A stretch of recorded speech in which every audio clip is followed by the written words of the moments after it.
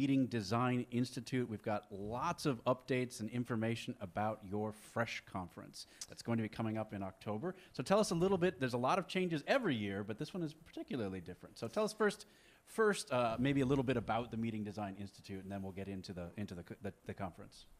Yeah, so the Meeting Design Institute aims to improve meetings and conferences in the way they're designed to make them more engaging and exciting, and learning and networking improves. So the conference we organize is called Fresh because, you know, conferences can use a little bit freshening up and making them a little more colorful or exciting. And I think we're trying to do that with Fresh, and by giving examples, but also by experimenting and creating some kind of a playground for meeting professionals to experience new formats and some crazy things that we do. And that's something that, for those of you that don't know, the Meeting Design Institute is really known for in the industry, is trying new things, playing with new formats. You guys have been a partner of IMEX now for a long time, several years. Yeah, many years, decades almost. And if anybody who's been following along on the show over the course of the last couple of days, they've been mentioned multiple times just in casual conversations because you've been such a big part of the IMEX experience. Maybe tell us a little bit, how did the Fresh conference come about? And then we'll kind of talk about some of the new things that you're doing this year. Well, we started doing the Fresh conference almost 6, 7, 8 years after we started the Meeting Design Institute, because we felt that there was a need for, you know, this playground and being able to experiment and try some new things.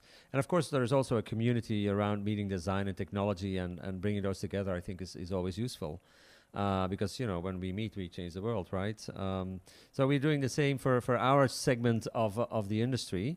And actually, it's thanks to Copenhagen and Denmark, because they were talking to us and they said, well, we want to support this. And they kind of made this possible, and they invited us and they supported us for the first Fresh in 2012. So that was quite important for us. And yeah, thank you, Denmark.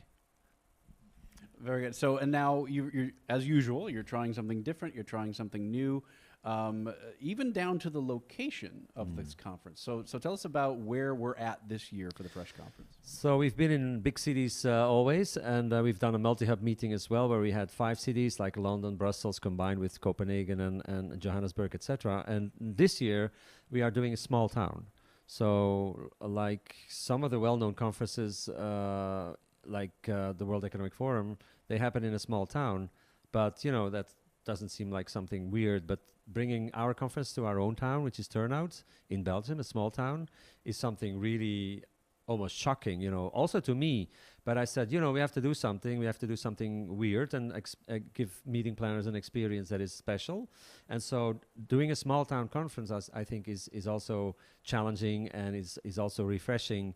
And it gives different opportunities also, like we have the mayor on board, you know, stuff like that, which is not possible in Barcelona, of course. So I'm looking forward to working with the city and with all the players in the city.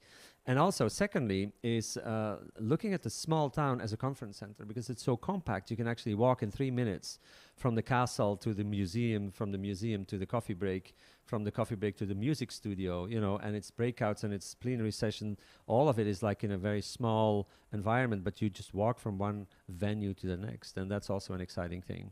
How many attendees? We're looking at 200, 250. Okay. Depending on how our topic will be perceived, because we've chosen to really focus on festivalization. Yeah, I was just going to say that, and that's the theme of the conference. Yeah, right? and that's also an interesting one, because of course the conference doesn't want to become a festival, but I think we can learn a lot about festivals. For example, we will have a national TV journalist who says to me, we don't like to come to conferences because they're not fun to film. They're not nice to film. They're boring. They just don't give a nice image. Of course, everybody wants to film Tomorrowland, you know, big festival, you know, young people, beautiful people, dancing, music, color, you know, everything is there.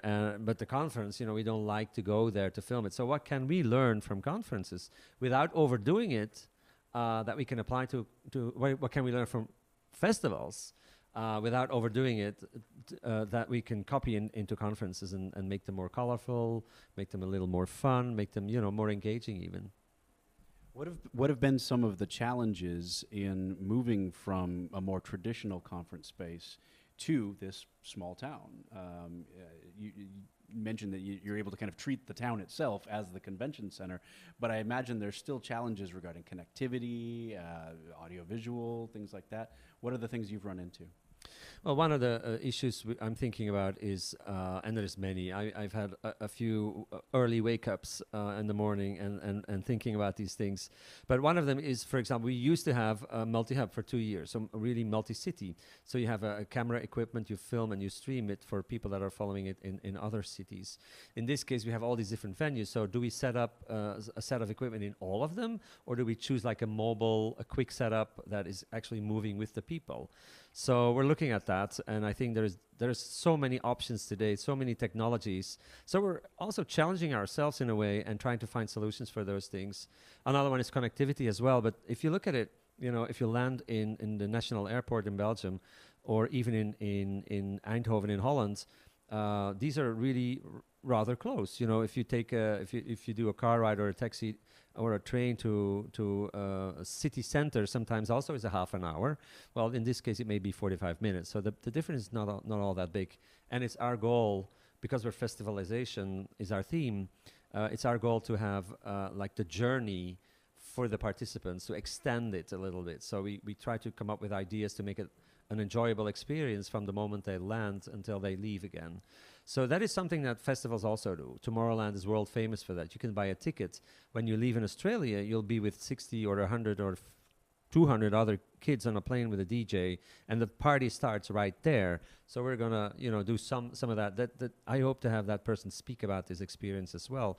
So again, we can learn from festivals and become a better conference as well.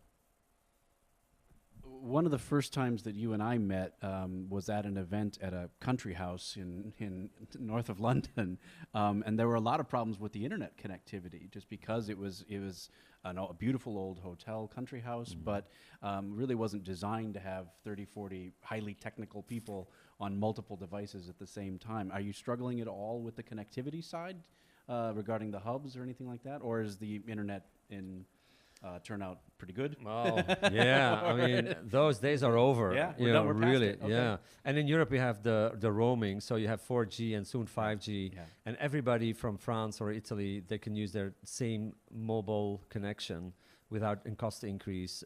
So it's tremendous now. I think we can do so much more. So I think that is kind of out of, it's off the radar now. I mean, we don't worry about that anymore. So.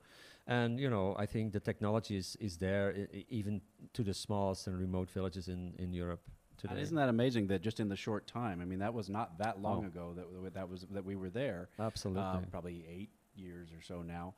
And that we've come to the point where connectivity is basically ubiquitous, especially in Europe. And we're able to further downsize the size of the equipment. I mean, you were showing me a book before we got on where you were working with multiple hubs all over, and everything came in a backpack. Yeah. I mean, just for this show, we've got Pelican cases that are larger than Will, that we're bringing through a thing, and yet they were able to basically set up live hubs with a backpack or two. Yeah. In order to do that. Yeah, and so things are getting smaller, multifunctional. You used to need a screen and a switcher and some other devices to connect cameras and make like transitions between cameras. Now you have this little device that is your screen, that is your preview monitor, and you can switch by touching the screen on. And it's a recorder at the same time. That used to be like 2 suitcases full of equipment. Now it's a device the size of an iPad, just a little thicker. So technology is indeed evolved tremendously over the past few years. Any other surprises in store for us at the Fresh Conference this year? Oh yeah, I think we will have so many different places to go to, and there's art, and there is going to be the first time. Because our theme is festivalization, we also decided to have a mini festival started, which is a conference art showcase festival. So the place where we have coffee and lunches will be an old factory hall, like a big place, where we will have artists, musicians, theater, all sorts of artists that have an interest in the conference world, and they will get a stage or a table or something to showcase or to do their thing and to connect to the meeting industry. So that's going to be a lot of fun, I think, for people coming to the Fresh Conference to discover all these, clowns and musicians and all sorts of interesting characters. Well, before we wrap up, I want to give you an opportunity.